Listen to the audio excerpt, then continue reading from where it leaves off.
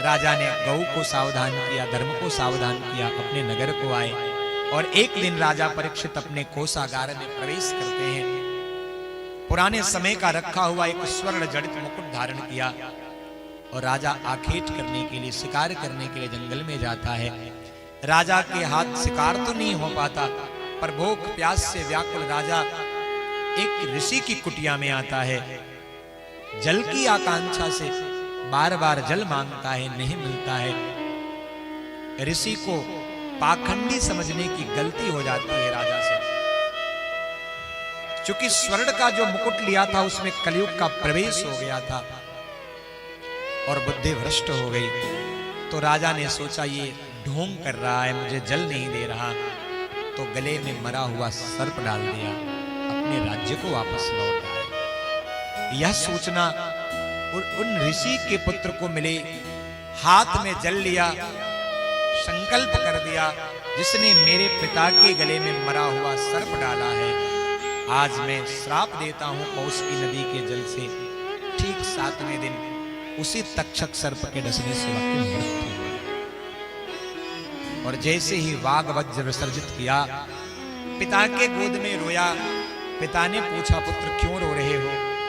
महाराज, आपके गले में मरा हुआ सर्प जिसने डाला है, यह देखकर रो रहा हूं। ऋषि ने कहा, यह तो मरा हुआ सांप है, इससे क्या क्षति हो सकती थी? तूने कोई उदंडता तो नहीं की? ऋषि पुत्र ने कहा, महाराज मैंने श्राप दे दिया, अपने गोद से उठाकर फेंक दिया। अरे मूर्ख बालक, बाल्यावस्था में प्राप्त किए गए तेज और प्रारब्ध का तूने सही प्रयोग नहीं किया। बाल्यावस्था में जो तुझे बल मिला, उसके लिए तूने राजा को श्राप दे दिया। धिक्कार है तुझे।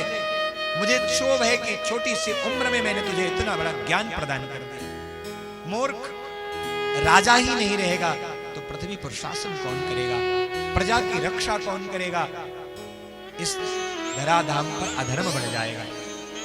तुरंत अपने गौरमुख नामक शिष्य को बुलाया और भेजा है, जाओ राजा को सूचित करो, श्राप लगा है।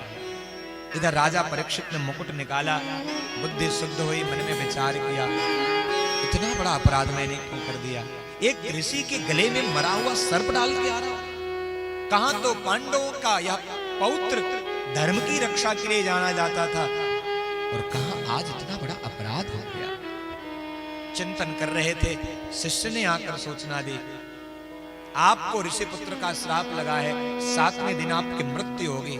राजा परीक्षित ने कहा, बहुत बड़ा उपकार किया, मैं अपने आप को दंड देता इससे अच्छा हुआ ऋषि पुत्र ने मुझे दंड दिया है, अब इस अपराध का परिमार्जन तो कर सकूं। उन्होंने तुरंत अपने ज्येष्ठ पुत्र जन्मेजय का राज्याभिषेक किया। पत्नी समझाती है, अरे एक ही तो अपराध किया है, एक अपराध का इतना बड़ा दंड?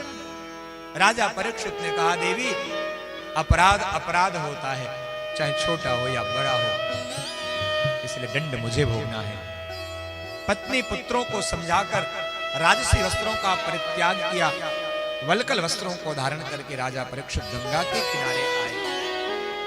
जैसे ही पता चला ऋषियों को कि आज राजा ने राजसी सुख का परित्याग कर दिया, सन्यासी का वेश बनाकर गंगा के किनारे आए हैं, तो अतिथि मेधा देवल अत्रि चवन भृगु वशिष्ठ अंगिरा क्रतो पुलहस व्यास पराशर आदि ऋषिगण उपस्थित हो गए।